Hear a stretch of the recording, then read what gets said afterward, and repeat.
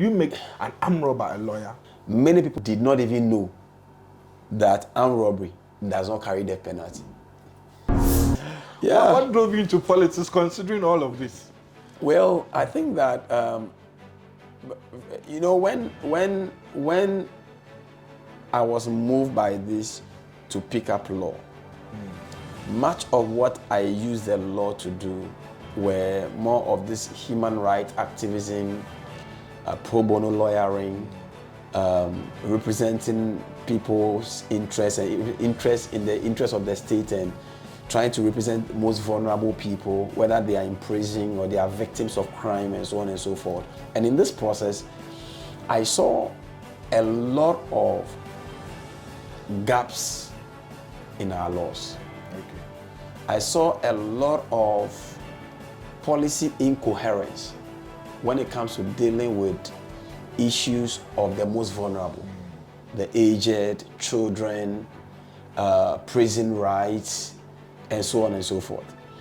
And along the line, I realized that if there is any way you can drive policy reforms for purposes of bettering the society, you can only do that at the table of politics.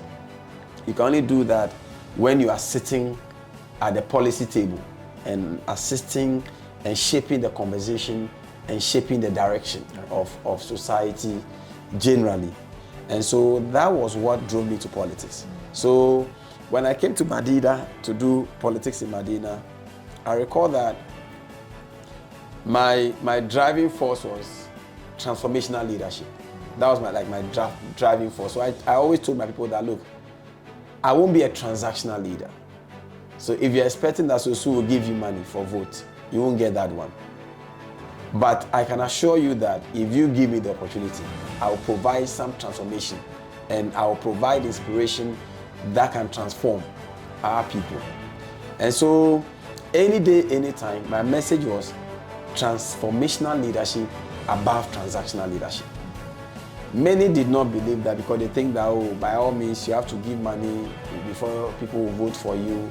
But to a very large extent, there are many people that bought into that, that idea that we can have transformational leadership. And when I came in,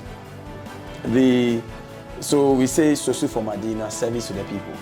And so we make service our approach to dealing with all the issues that come our way. And I promised that I was going to give, I said, quality parliamentary representation. And quality parliamentary representation meant my work on the floor of parliament in terms of introduction of bills, trying to fill in the gap. We will get to that. Like that. Yeah, we will get to that. So these are some of the things that drove me into quite interesting. Still on politics. We'll get to parliament in a bit. Still on politics. Yeah. You managed to remove one person who could be described as a colossus, a leviathan at the time, Amadou Soru. How did that happen? When you have explicitly stated here that it is transformational about transactional. Okay, so maybe we can correct that one quickly. The one I removed was Boniface. No, I mean for NDC primaries. NDC primaries. No, so the primaries. Okay, good. You see, when I entered into the politics of Madina, the first person I came against was Honorable Madina, but that was in 2015. Yeah. In order to let sleeping dogs lie, Honorable Madina won the 2015 primaries. Oh, really? Slim win. Okay. But went ahead and lost the general election in 2016 to Honorable Sadiq Abubakar of the MPP. Yes. And Honorable Sadiq Abubakar had gotten about some 9,000 votes, more than Honorable Madusorogo. So what happened in 2020 is me getting back the 9,000 votes and adding about 17,000 votes more, which was also a major point for the National Democratic Congress, because Honorable Boniface Abubakar was no mean a small politician. Okay. I mean, he had been an MP for I think 3-4 times. Yes, and then being in Salaga, Minister of State, and a very experienced person in politics. And I was a novice. I mean, it was a typical David and Goliath battle. But as destiny will always have it, David will always prevail whenever David meets Goliath. So I think God was able to give me that very, very resounding victory for me to get a chance to represent the good people of Madina. Interesting. And straight into Parliament, you describe yourself as a novice, but you have championed major human-centered legislations in the country. The most recent, I believe, is the repealing of the death penalty. The argument still remains that that law served as a deterrent to particular offenses. What do you say to that? Well, I think that it's a legitimate concern, but that argument is not backed by any empirical evidence. For those of us who have been interested in the death penalty and the need for it to be removed from our study books, we've had a chance to interrogate data across the world. And we've seen data from African countries, we've seen data from even the US, where they retain death penalty at the federal level, but at the state level, some people have moved away from death penalty. And compare data within states that have death penalty and states that do not have death penalty. It's so clear that at the point of commission of crime, people naturally do not think about what the consequences are. It is usually when they have finished that they get to understand. No, I disagree with you. It's not in all cases. What? It's not in all cases. Well, some people, commit crimes that are, is premeditated. No, that's correct. No, like premeditated crime is not the same as having foreknowledge of what the penalty will be. For many people, in fact, even there's a public opinion survey in Ghana. When you check the public opinion survey, many people did not even know that armed robbery does not carry death penalty. So many people even thought that, if somebody comes and robs me, they thought that it was death penalty. So they didn't even know the extent of that law. But the reality was that the law was a colonial relic. And that's what we have to accept, because we had death penalty for smuggling in gold and diamond. I mean, smuggling in gold and diamond. Any attorney general who want to destroy somebody can come and say that Galamsey is smuggling in gold and can go kill people. Any political leader who may want to victimize opponents can easily use that law, because... But what about the treasonal offenses? You see, so that's the case. In Ghana, we have never charged anybody successfully under those laws. Well, there are some people still going to... Which, for me... such cases. Yeah, but that's... Who knows what but they are political persecution. Because when you look at the definition of treason in our constitution, there's no way any court can be anybody will be successful at convicting a person in Ghana for treason. Attempted coup is not a treasonal offense. I'm saying that there's no way you'll be able to even establish it right now. And what is a reality? Because I say that lawmaking is now, we use what we call the research-based approach to lawmaking. So what is the current reality of Ghana? The reality of Ghana is that in 2010, we had a Constitutional Review Commission that went around to pick opinion of Ghanaians about the need to change the law. And the Constitutional Review Commission recommended that death penalty be removed and replaced with life sentence. In 2011, there was an official government position through a government white paper that accepted those recommendations. What was just left was for the arrowhead that would drive that legislative change. In 2010 again, I think 2011, there was a case sent to court, Dexter Johnson versus the Republic. The Supreme Court had a chance to look at declaring the death penalty as unconstitutional or violating the right to life. But the Supreme Court actually bemoaned the fact that the death penalty still remained on the statute books, except that it ended by saying that unfortunately, so long as it remained, that we as a court will apply it, and that if you want to change it, then Parliament should take the lead to do the change. That's what Justice Doche said. Oh no, indulge me a little bit. I believe you're a staunch Christian, right? Yeah, that's correct. Do you know that the Bible says that there are some offenses that must attract death as punishment?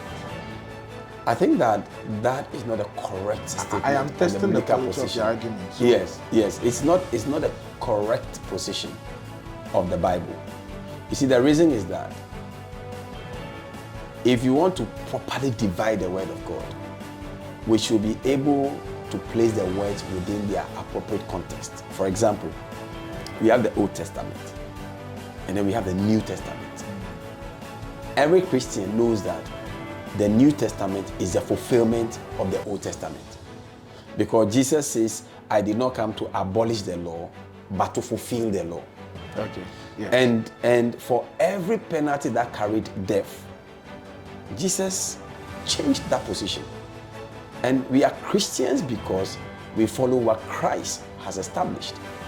The coming of Christ was to translate people from death to life.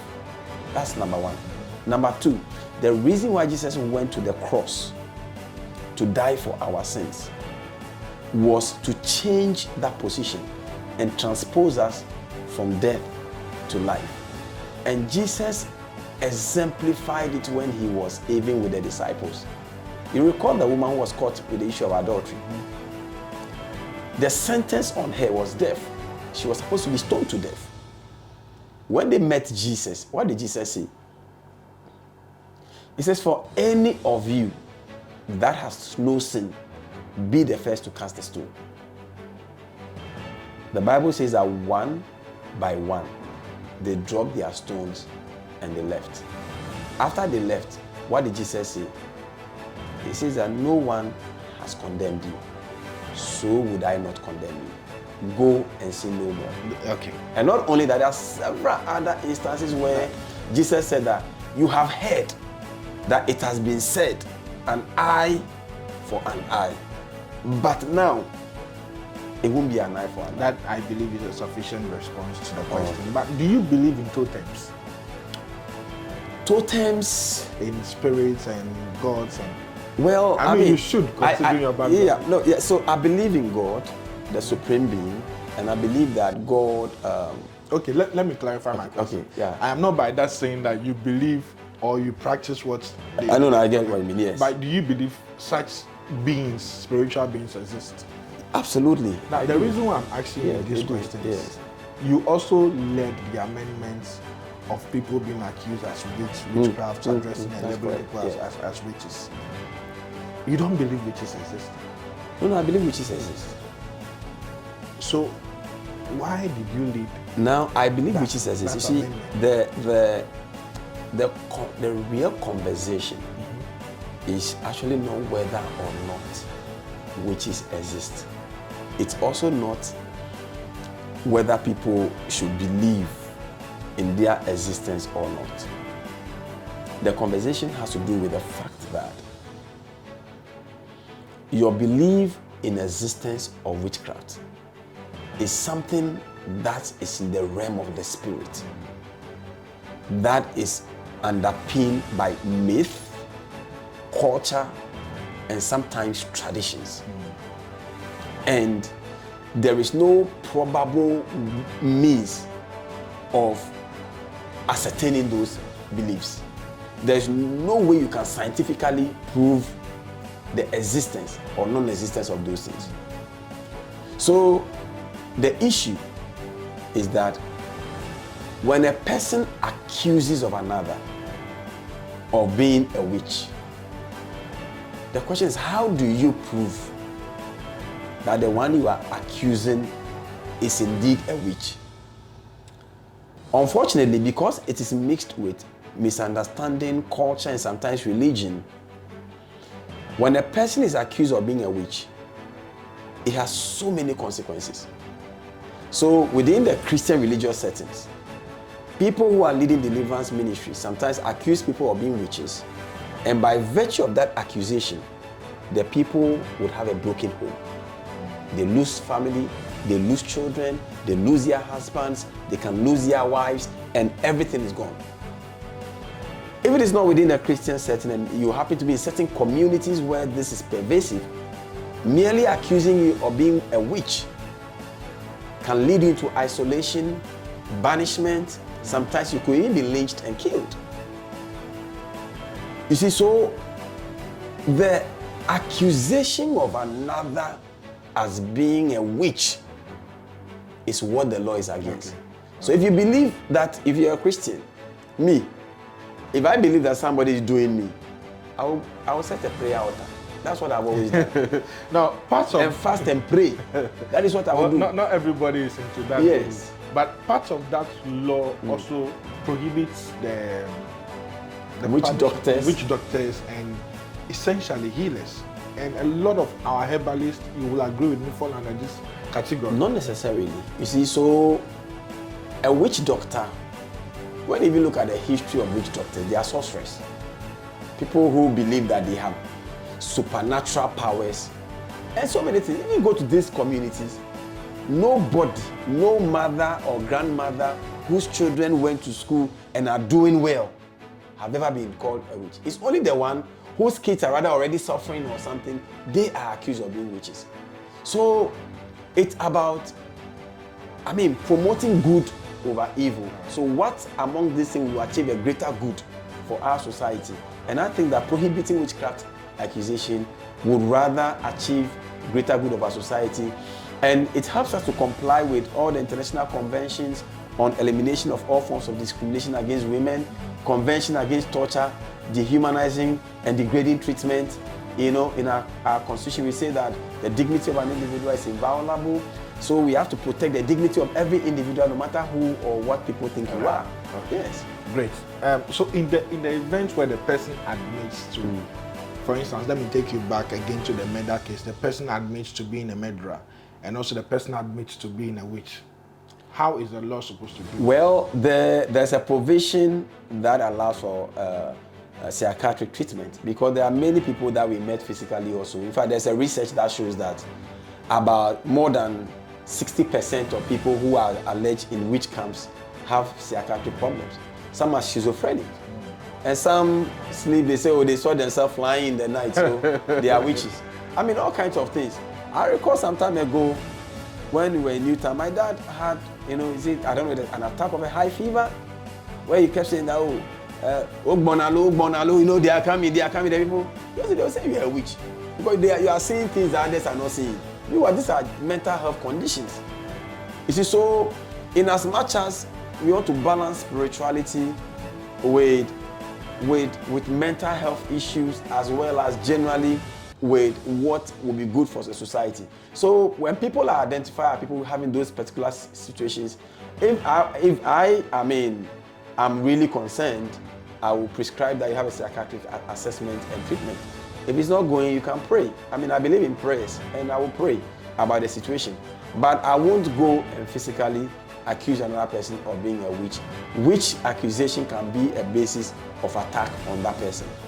All right. It's actually commendable the work you are doing in Parliament. I believe you are one of the most decorated human rights advocates in the country. But this has not come easy for you, because you have been in tough fights with the General Legal Council, the very body that is in charge of regulating legal education and also overseeing the works of legal practitioners in the country. And you, at a point in time, you were suspended. You were given a 3-year ban, I believe. Yeah, that's correct. For overcharging. Yeah. We will go into that story a bit. Yeah. Alleged overcharging, and also for, I think, publicizing your law firm. Yeah. How was that? Was that one of the difficult times in your life? Yeah, it was a very difficult time. And I think I've shared the details of this story in a book I call Pro Bono Lawyer Without Honor. I shared a story about the grand conspiracy. That's how I called it, because when you look at the complaint, the charge, even the kind of regulations under which you are being charged, the way the case was being heard, and eventually even the eventual outcome, you can see a very clear grand conspiracy to end my legal practice. For what? At the time. I mean, what would be the inspiration or motivation for anybody to do that? What is the motivation for demons to attack Christians? There are many people who hate you even when you have done nothing to them.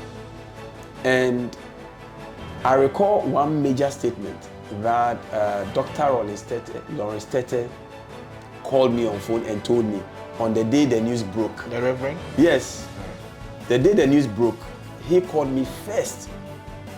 And he used to call me son. He said, son, listen very carefully. People who love you do not need any explanation to believe you. For those who don't, no amount of explanation will make them believe you. Keep this in mind. So there are times that in the professional life or in your personal life, some people just take offense sometimes for nothing you have done. And I've told everybody, whether it's in politics, in law, there is space at the top for everyone. Nobody will take anybody else's space. What the Lord has destined for you, what God has planned for your future, you will get there.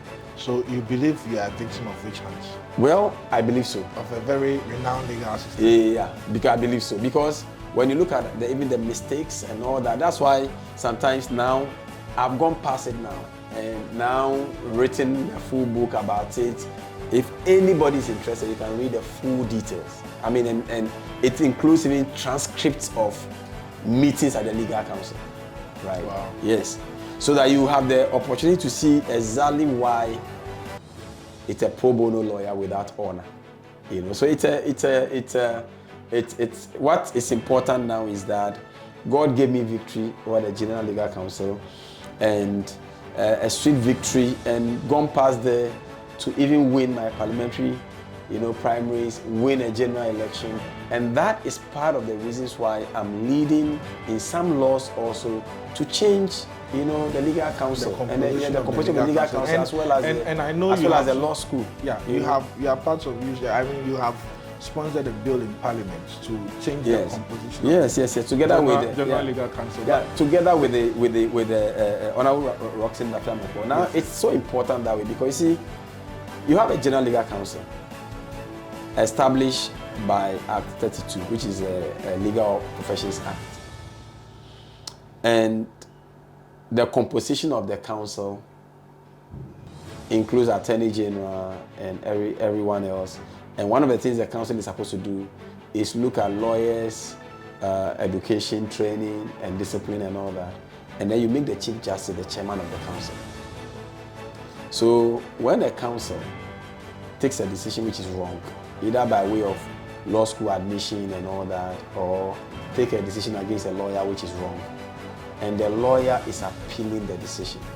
Essentially, the lawyer is appealing the decision of the Chief Justice, who must also be the same person to empanel courts to listen to those decisions.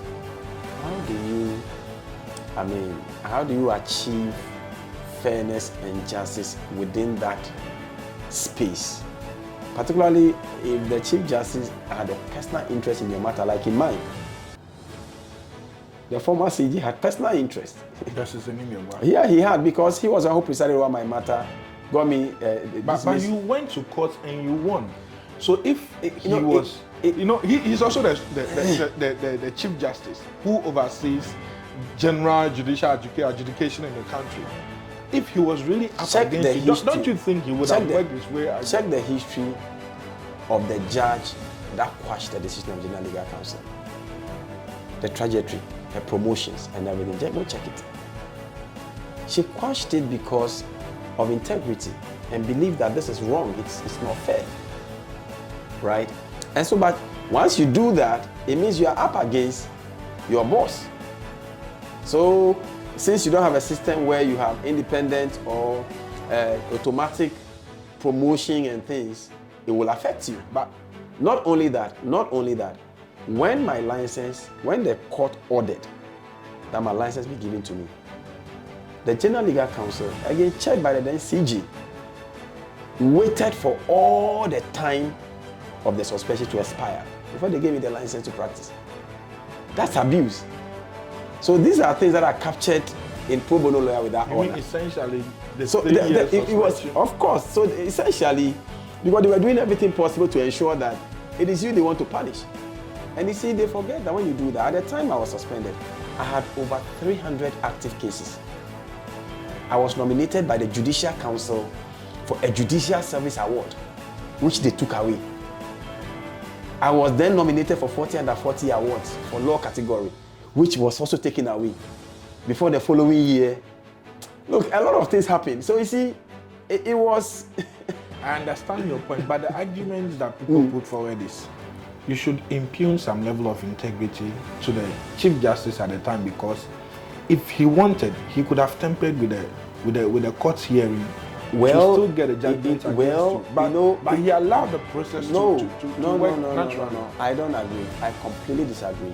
You see, the judges swear an oath to do justice, and they are not subject to the whims and caprices of any Chief Justice.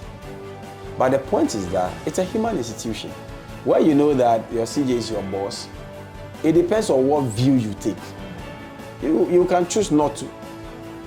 But you see, it comes with consequences. And that's what I'm saying.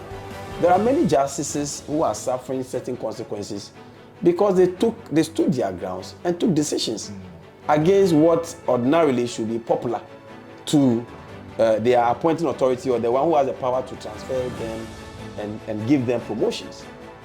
You see, so I think that every institution, including the judiciary, is susceptible to abuse. The only time abuse do not happen is when you have established by law the institutional framework that allow the institution to hold itself accountable. That way, you can escape the whims and caprices and wrongful use of people's discretion. And I think that is what we must aim at. And maybe because I've been a victim of this, it's part of the reason why now I'm so much emboldened to go ahead to even champion legislative intervention in that. Because, I mean, when assuming we review those laws, it's not going to be about Sosu. It's about the legal profession and how the entire profession, the integrity of the profession must be protected. Okay, all right. I understand your cause, but so who do you recommend to fill in this? The General Legal Council, as it stands now, has, I think, 5 topmost justices of the Supreme Court, the Attorney General, and then a few other private legal practitioners. The very people you're also going to recommend are human beings, and that makes the General Legal Council a human institution prone to make mistakes. No. So who do you recommend? How do you intend for the purpose of the law is to take away all active judges from the General Legal Council. You want every Supreme Court judge out of the General Legal Council? I mean that is a purpose of the law. You don't need Supreme Court justices. I mean the Supreme Court. Look at the Supreme Court justices are faced with a lot of challenges already in terms of caseloads. One of the reasons why, when the president was justifying the reason for appointing more Supreme Court justices, is because they said the caseloads. So why do you add these other administrative functions to the Supreme Court justices when you can take it away from them? That's number one. Because if you're a Supreme Court justice and you are sitting on this board, what it actually means is that if any challenge is going to come back all the way to Supreme Court, like the way it did in the law school entrance exam matters, you are still be your peers who are still going to listen to this matter. You see, it doesn't open up the whole space for more scrutiny and accountability. Yeah. So what you need to do, look, every profession regulates itself, right? We have the Judicial Council that regulates the judicial service. We have the Bar Council. The Bar Council can set up its own disciplinary committee. Because sometimes when you have the peer review, it's easier to understand the circumstances and all that, and particularly have a clear rules that govern those things. Then the need for us to open up law school and make it more,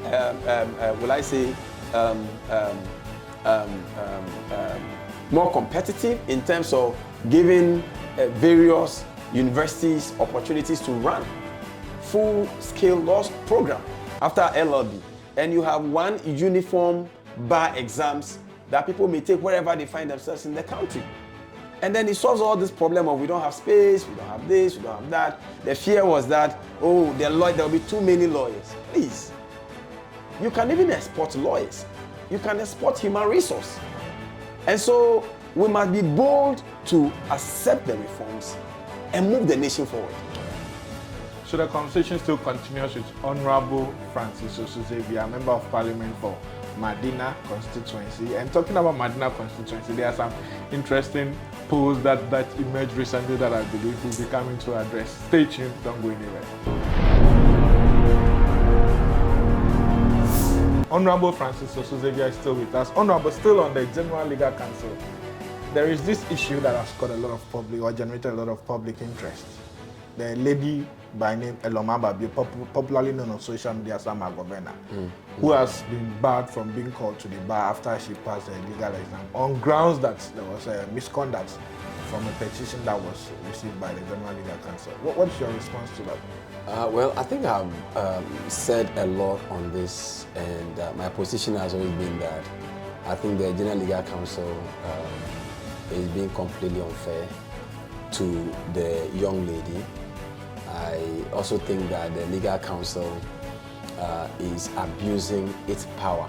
In fact, the discretionary powers that they have, when you read Article 296, it makes it very clear that the exercise of this discretionary power must be fair and reasonable. And it must not be either affected, or it must not be induced by either resentment, personal liking, or dislikes of an individual. But I think the General Legal Council, honestly, is in error, continuously denying this young lady of her call to the bar. Yep. Not only that, the Legal Council is also being very discriminatory, because equality before the law. You see, Article 17 talk about equality before the law. How equal have you treated her? You know, if you are using Facebook handle, did the General Legal Council go to check everybody's social media handle before they call all of them to the bar? You see, so I think the General Legal Council, honestly, is wrong in not calling her. And I'm hoping that sooner than later, they will see reason why they need to call her to the bar. That is a fair point, but I think it's also remained that the General Legal Council is acting on the petition that they received from an unknown individual.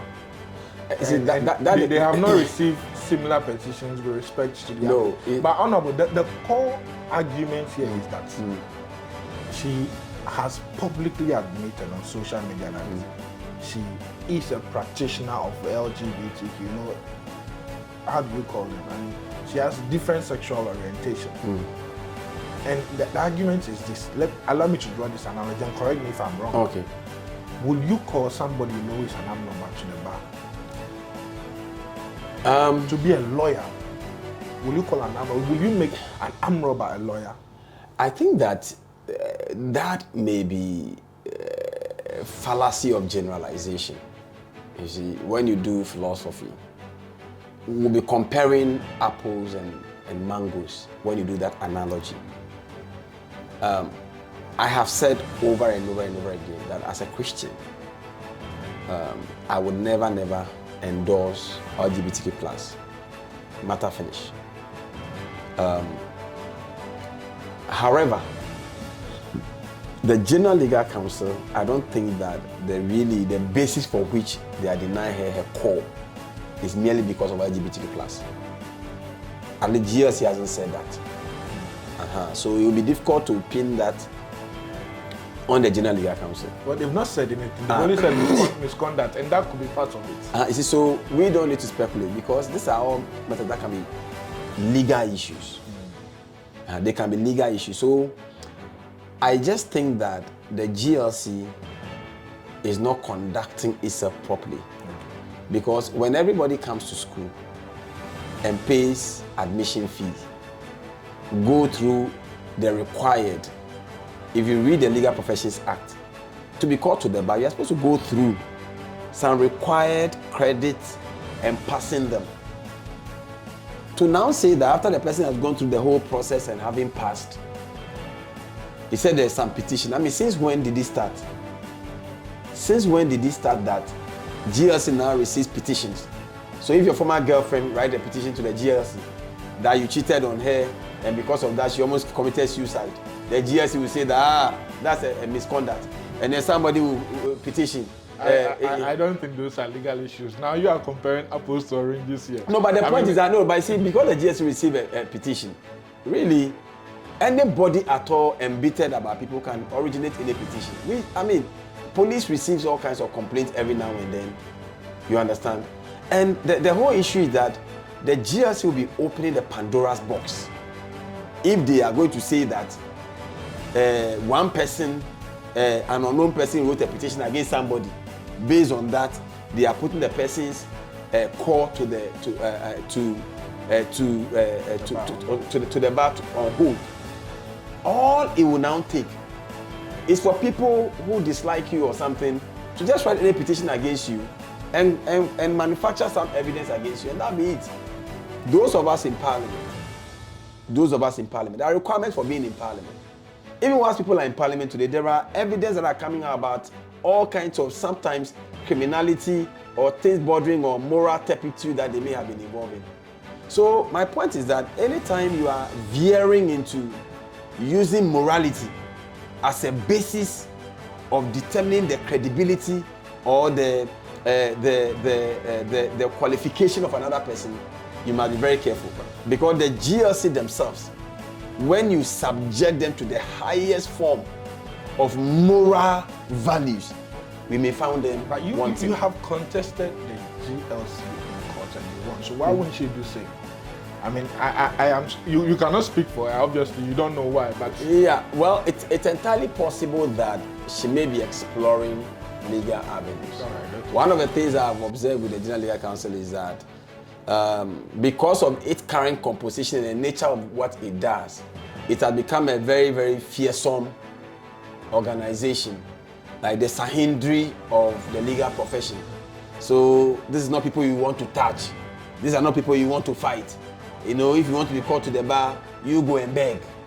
So look, until we remove this kind of human feelings and sentiment from a pure professional domain, I don't think we may be doing too good to ourselves. All right, last but one issue. Now, there was a gentleman who attempted to take the life of former President John Dramani Mahama. And it came as a shock for an NDC member and, of course, a lawyer. You went to defend and won the court case, I believe, for that particular gentleman. He's a free man now. I mean, haven't you been castigated and slurs cast upon your name for doing this very act that's threatening the life of your flag bearer and former president? This case was a very simple case of someone, I think, that was not mentally stable. Basically, that's how I put it. And of course, in attempting to take up those matters, it's important that you also do background consultation. There were very senior members of the NDC legal teams those days who I also reached out to. I said, look, there's a problem with the judgment because he was convicted and sentenced to 10 years imprisonment. Now, when I applied to receive the proceedings of the court, the man did not deny anything. When they asked him, he admitted that, he was guilty with explanation. They said, so what is his explanation? So his explanation is that when former President Mills was alive, he promised him that when he is no more, he will be made president. And that when President Mills was no more, they went and made His Excellency John Dramani Mahama president. And he doesn't understand why they didn't fulfill the promise President Mills made to him. So he has come to kill President Mahama so he can become president. Interesting. So clearly, when you listen to this story, there's a problem. And the National Security, BNI, and all the others, those days who were involved, when they went to his hometown, they got to know that, when he sleeps every night, he had this chain that he used to chain his leg to his motorcycle. And the dad took him for some traditional treatment, and he ran away and he came to Accra. Interesting. So did you consult former president John Dramani Mahama before taking up? Or did he say anything? I don't think at that time I had the opportunity. At that time, but have you ever? I was about. Oh, we had, of course. I mean, fast forward. It was obvious that the person was not well, because when I went to the High Court, we sought an order for the person to be medically examined, and that medical examination was done by the Ghana Mental Health Authority, and it turned out that he had. I think he had bipolar disorders, and so an order was made for him to be treated. So from the national security, he was having mental health treatment until he was well. When he was well, he was released before we saw him off to Kumasi. So the point is that if there is a problem, we shouldn't only use politics as a means to judge the problem, because at that time, the NPP lawyers or NPP sympathizers who were lawyers did not have the courage to take the case, because it would look like, the media meant to you people to were all over the place. Breaking news: attempted assassination of the president foiled. His Excellency John Mahama, escapes assassination in church. And the entire atmosphere was so charged, together with international media and all that. So it was difficult to find who would have the courage under those circumstances to take up a matter like that. And the NDC lawyers wouldn't do that either. But I recall when I was doing those background consultation, one of the senior lawyers who I consulted said, but everyone knows you as a human rights lawyer. So if you take it up, it won't be necessarily for the partisan reason, right? And indeed, when we went forward, it showed that it was rather the right thing we were doing, because it would have amounted to just keeping a mental health patient in prison. So when the court quashed the 10 years and we confined him to a hospital and he got well before he went back, at least there is this natural satisfaction that we have done justice, in the matter. And so, move fast forward. I think that President Mahama is one of basically my cheerleaders when it comes to the Madina politics. Recently, when he was in Madina, he gave an overwhelming endorsement of the work I'm doing and all that. And His Excellency John Mahama actually endorsed and supported my bills on both death penalty and then the one that together with my colleagues we did with the witchcraft.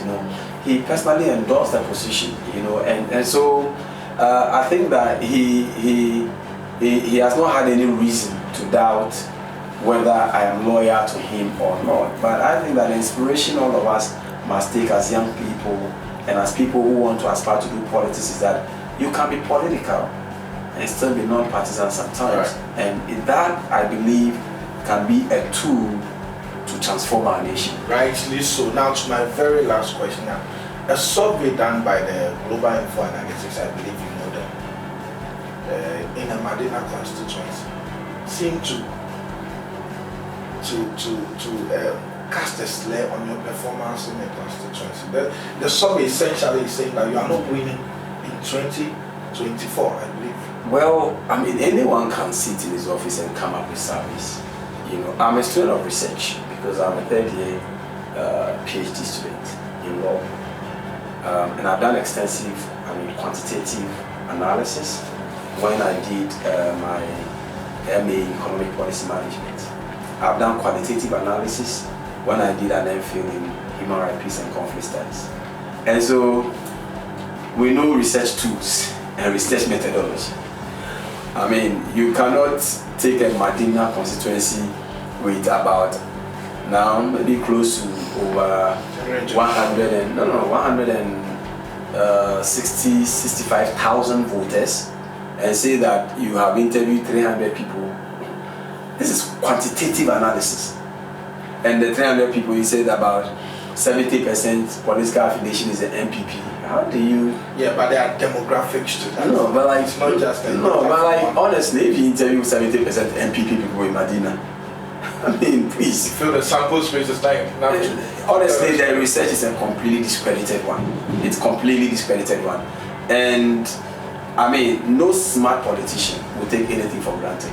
Me, I can assure you that I'm on the ground. because polls do not win election, right? The work is on the ground. It's a groundwork that win election. And so I am with my people. I spend time with them, and we are on recess now. If you look at my homework outreach, our BEC outreach, the scholarship packages we have announced, the Water for All projects that we're doing, the books project that we are doing, and we have so much books we are sharing with various schools. Recently, medical equipment alone that we gave to medical facilities in Madina was worth over 1 million Ghana cedis. And so we are on the ground working. That is what is most important. The people voted for me to provide them with transformational leadership. And I believe that so far, so good. Whether in parliament or in the constituency, what we need to do, we are doing. But have you reached out to, I believe his name is Moses Zakaria, who was a member of the NDC, but says he's going in. I don't think he's ever been. Not fairly treated. He has never been a member of the NDC. I mean, he wanted to use a backdoor approach to enter the NDC. He was found out and disqualified, and the basis for disqualification is clear. He went and faked 2 ID cards of the party because he was a former general secretary of United Front Party. As I speak to you today, you can go to the Electoral Commission. His name is still there as a general secretary of UFP because they have not taken steps to even remove his name. So at what point did you become an NDC member in Madina, and then suddenly you are now actually the most popular, and actually you are even winning? We wish him well. But honestly, we wish him well. But the truth is that it doesn't work like that. You know, it doesn't work like that. I think that these are the, you see, we have to have integrity in our space and in the politics. And sometimes I even wonder what the media may want. I mean, promote good and say no to evil.